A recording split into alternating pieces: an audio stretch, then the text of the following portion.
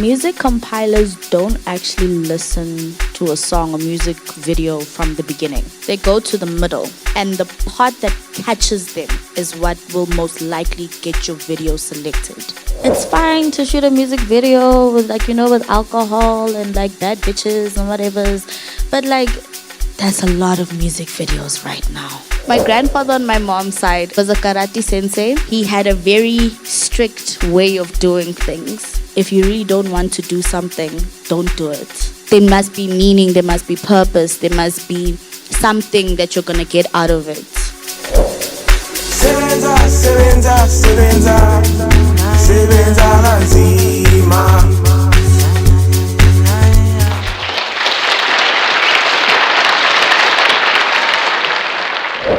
Have you worked on any cartoons or anime? And what would you suggest for a person who's got an original South African story and wants to make a cartoon? Who can I pitch it to, and which companies or facilities would assist a brother? I think your safest bet would be the conglomerates, so SABC, DSTV. Unfortunately, in our country, that's the situation where they have the majority share over the market, right?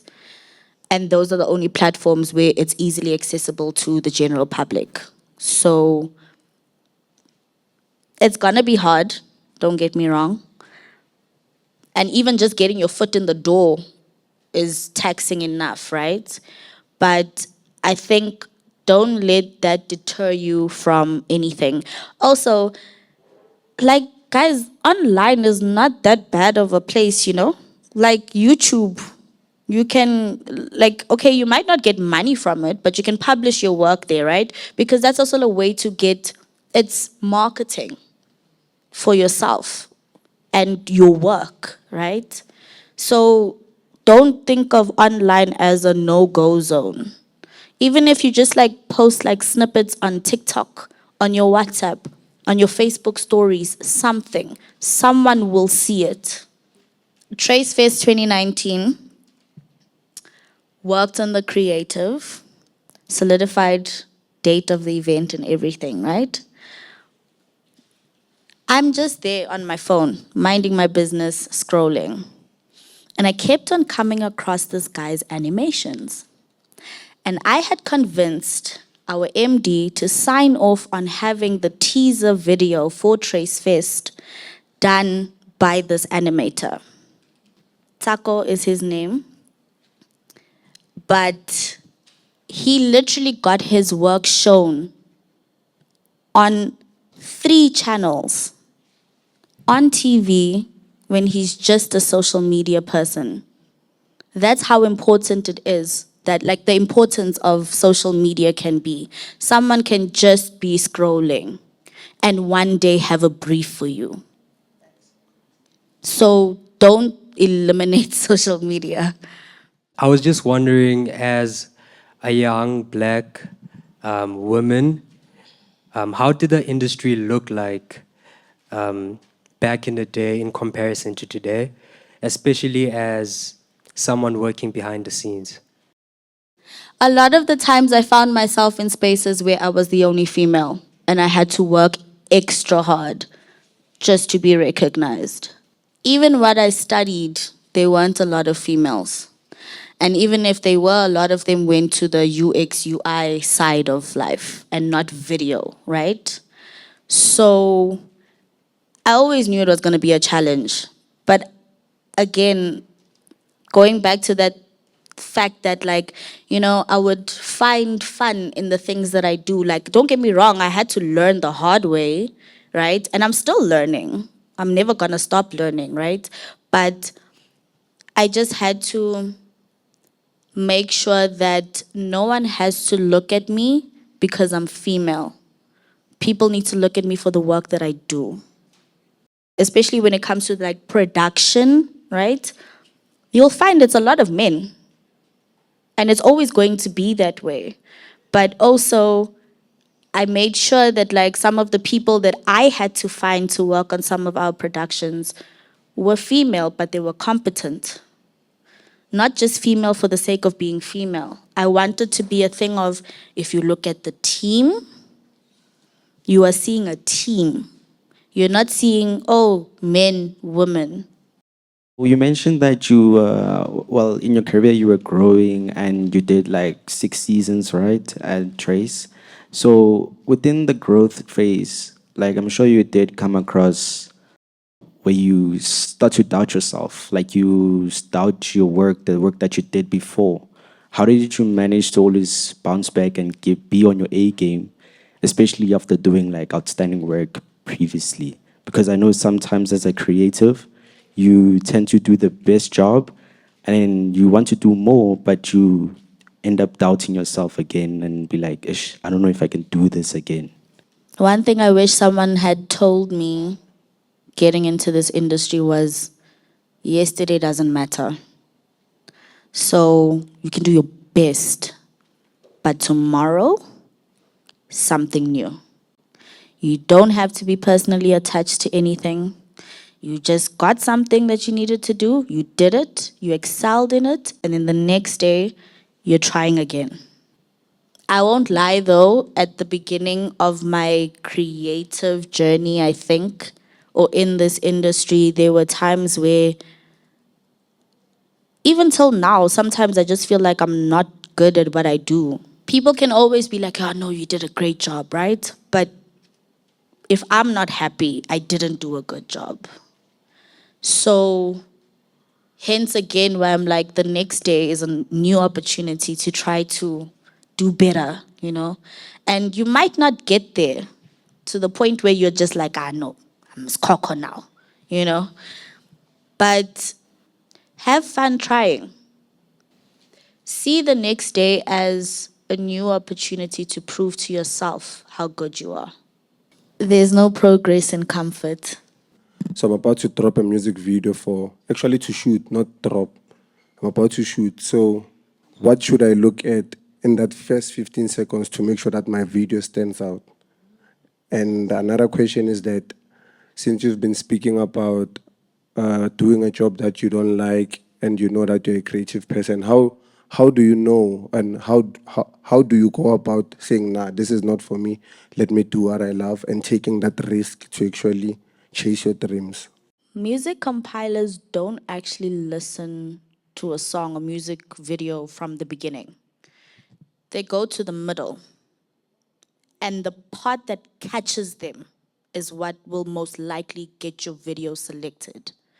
So it's fine to shoot a music video with, like, you know, with alcohol and like bad bitches and whatever's, but like, there's a lot of music videos right now. Stick to your narrative. Whatever makes you you as an artist, let that shine through in your music video. Because your song can be about anything, right? But don't let the music video contrast that. Also, it's about like your viewership on YouTube, unfortunately. So if your numbers look good, you're most likely going to get picked up. So you need to make sure that you are pushing yourself already before you expect the channel to do that for you.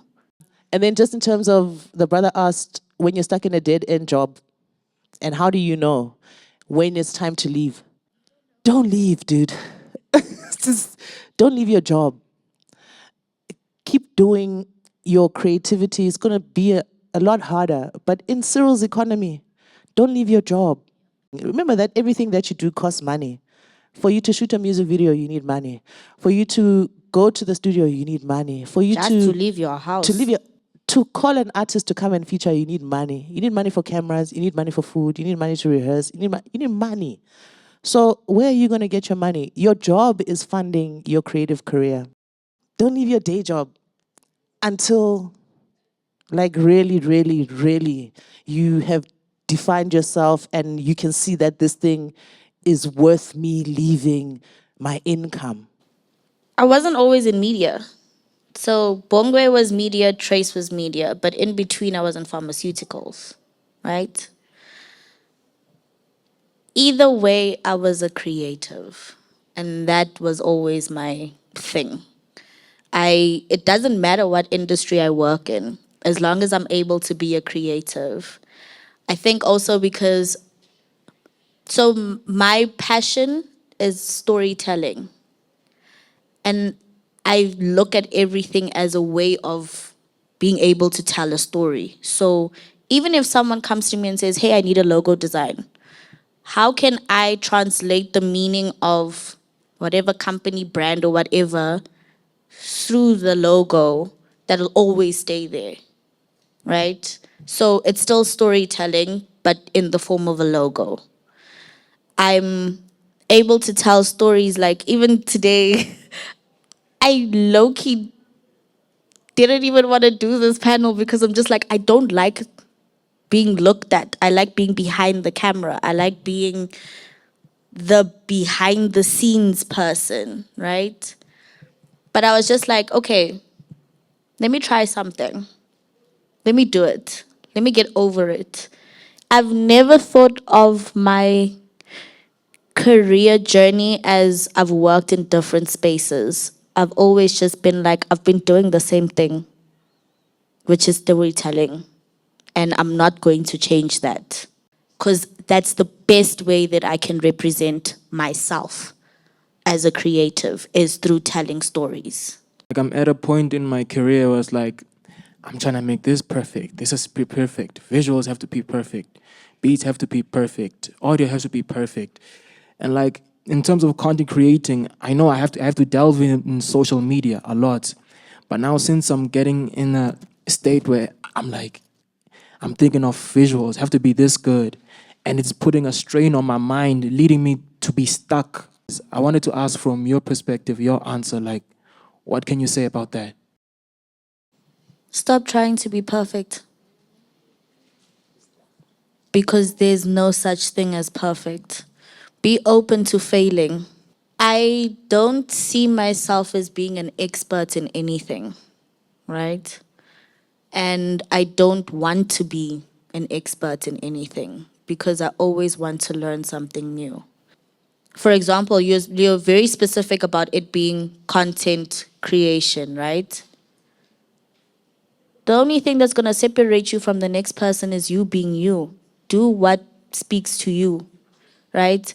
I can't watch anything without analyzing anything. Movies, TV shows, I'm always just like, oh, why did they use this particular angle? Why did they use this shot? Why is the color grading this way? The things that I actually do like, I always rewatch them, but I'm always watching them from a new perspective because I'm just trying to learn something new. So you can post, right? And be okay if the numbers don't make sense. You'll eventually get to the point where the numbers will. So allow yourself the grievance and the space to fail and be okay with it. I'm not saying it's going to be easy. Stop being so hard on yourself. The world already is hard as it is. You don't need to do that to yourself. Calling out all content creators, from artists to podcasters to any creator who uses any form of audio. You can now upload your very own audio clip from a song to a content clip and promote your work using the MTN Caller Tunes platform. The cherry on top is you can use the Caller Tunes to make some moolah, cash, pesos by getting your fam, friends, and fans to use your Caller Tune, which will mean money in your pocket. So basically, every time someone listens to your Caller Tunes, likes it, they simply press any key from 1 to 9 to download it as their own, and that is a win for you too. You can submit your audio through AMP's very own distribution channel with MTN by sending it to the very email below. And of course, through Caller Tunes, you get access to the creative world of AMP Studios with access to our resources from recording studios to podcasting equipment to events, networking sessions, and all of it. Get as creative as you want with MTN Caller Tunes and AMP Studios.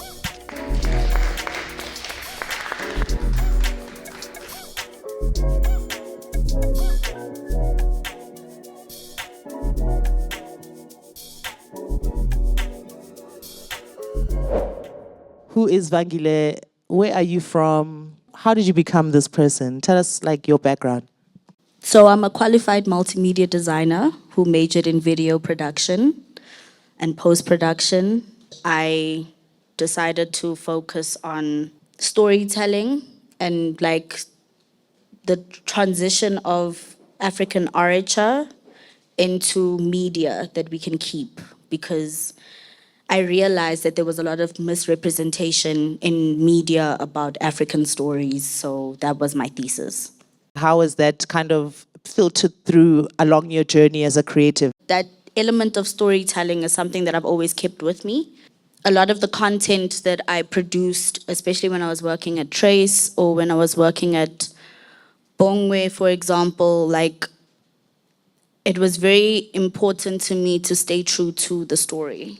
I don't want to have to dictate what the story needs to be. And I think as an editor, that is very much the thing that you do as an editor. Like you want to narrate or direct the conversation in a certain way. But I think like I just wanted to stay true to what was being said to me. So whether it's an artist who is like, I feel nervous about having to do this interview, or whether it was, you know, working initially on like Uzalo, for example, we didn't know how well the show would do. We didn't know how people would like receive it or anything. So it was also just like a thing of, okay, what is the story that we're trying to tell? How can we stay authentic to that narrative? And how can we best produce it? Storytelling for me is always the thing that I fall back on. Like I don't want to misrepresent or misinterpret someone's story because they're trusting me enough to give me that story. So I just want to make sure that I'm able to do it or present it in the best way possible. Please, can you share with us post varsity now, post UJ, what happens with Vangile I was head of multimedia design and content. at Trace? The things you guys used to see on Trace Urban, Trace Africa, Trace Gospel. Yes, it's all designed by her. Everything. When I started at Trace, I was the only creative, like the only designer. There was marketing, there was sales, there was finance, MD, you know, director and whatever's, but like I was the only creative. They were looking for someone who was going to be able to work on the TV stuff, but also on the mobile side. So I literally joined Trace just before Shoma Josie became the ambassador, the brand ambassador for Trace Mobile. So I was doing everything from flyers to app design to social media assets to print to billboards to, I literally was in charge of everything, one man. And then Trace had their first Trace Fest 2018. I was responsible for all of that creative, but then I told my bosses that I can't keep on doing this. Like, I need help. And that's when I got my first like person on my team. 2019, Trace Gospel started as a channel. Again, worked on all of the creative logo design for the shows and everything. And then yeah, COVID also hit. Oh, and I remember I was just like, so we're gonna stay at home like everybody else, you know? And then our CEO was like, Channel O just just launched lockdown house parties. What are we going to do? And I was just like, okay, House of Trace. And we started shooting House of Trace at Universal offices. And that was like, for me, we became essential workers essentially, because according to DSTV, they were like, entertainment is an essential job. So we had permits and stuff. So imagine having to like, when everybody else is sleeping and everybody else is doing their own thing, I have to now wake up and like go and be on set at like 7 o'clock or something. Like it was intense. We were working back to back. I think during the hard lockdown, we shot 3 seasons of House of Trace. Season 3 was actually when we had to do House of Trace for Trace Gospel. So finding like DJs or artists and stuff was quite a challenge. But we actually made it happen. And mind you, we shot House of Trace Gospel edition in a club. We're here doing this to Kirk Franklin. to like gospel artists, but we're having the time of our lives, you know? And because of the success of the 3 seasons, right? Our CEO of Trace had said, no, House of Trace must become a like ongoing property. So we're like, okay, we're no longer in lockdown. Who are we going to reach out to? We've reached out to like all the immediate people, you know? Who can we reach out to? I don't know music like that. I mean, I have a wide range of knowledge of music, right? I listen to everything, including K pop. But we were like struggling to find people and also find people who were going to be within our budget, right? Because we didn't have an exorbitant amount of money to be paying an artist for a 1 hour set. Plus, we were like shooting at a different location, so now we have to find locations that fit into budget and. And I've gotten to know like amazing DJs actually. Like, for example, I didn't know who Ria De Sol was until we had him on House of Trace. I was like, you're fire. Your set is fire. Like, damn, okay. I think people, when they looked at us and the stuff that we did and how we did things, they always just thought that we're not working. Like, I was posting pictures or videos on my social media, right? My boss even thought that I was having too much fun. So I stopped posting because I was just like, okay, I don't want people to think I'm having fun at work. Like, it's a lot. It's hours put behind this. It's taxing. I have to carry equipment bags and whatever. And I'm a small person, you know? Global Citizen was the worst day for me because they said media can come in, do interviews. Jiggy Jiggy media can't do interviews. Like, but it was nice because Charlemagne the God walked past me and he greeted us. Like, I met like, you know, nice people. So it's just like, there's no way that I would have been able to get through a lot of the difficulties that came with my job if I did not enjoy the work that I did. There were times when I would wake up in the morning and be like, oh, work, you know? I would be like, oh, I have to interview this person. Oh, I have to do show graphics or something. And I would just be like, okay, just go back and just reevaluate why you are still at this job. And I literally was always just saying to myself, because I enjoy it. Like, I don't like certain moments, but I can appreciate the nice moments when they do happen. And the nice moments happen when I make them happen. You were speaking earlier when we were chatting before we got on stage around how you live your life in the entertainment industry and that you're not a person that really goes out a lot and stuff, and your upbringing, your kind of experience in high school at NSA introduced you to a certain lifestyle where certain things are not alluring to you anymore. Can you just explain a little bit about that and how that's maybe assisted in helping create the work ethic that you have today? One of my older cousins was a professional dancer. And every time I used to come to Joburg and I was spending time with her, she would take me along to like her gigs or like visiting people and stuff. So the first time I ever saw someone take drugs, I was in grade 4. And I already was just like, nah, this doesn't seem like it's a thing that people should be doing because I saw the effects of it, you know, everything. Get to NSA. Kids used to, from hostel, come after school, go to like a place, drink and whatever. And I was just like, what's the point, right? So by the time that everybody gets to varsity, that's when everyone feels like, I'm an adult now, I can do all of these things. And I'm just like, no, mice me with that. I personally hate going to clubs because I just feel like it's a stuffy room with no ventilation, paying overcharged money for drinks and stuff. So I personally don't like clubs. I don't like going out. I think when I was working at Trace, for all of the events that we had to attend and cover and stuff, that was my going out, right? I'm a homebody. I don't like to do things that I'm not comfortable with. So even if someone were to be like, hey, let's go out for a drink, I'll be like, we can get a drink at the shop and we can chill at home and chill. Like, it's safer that way.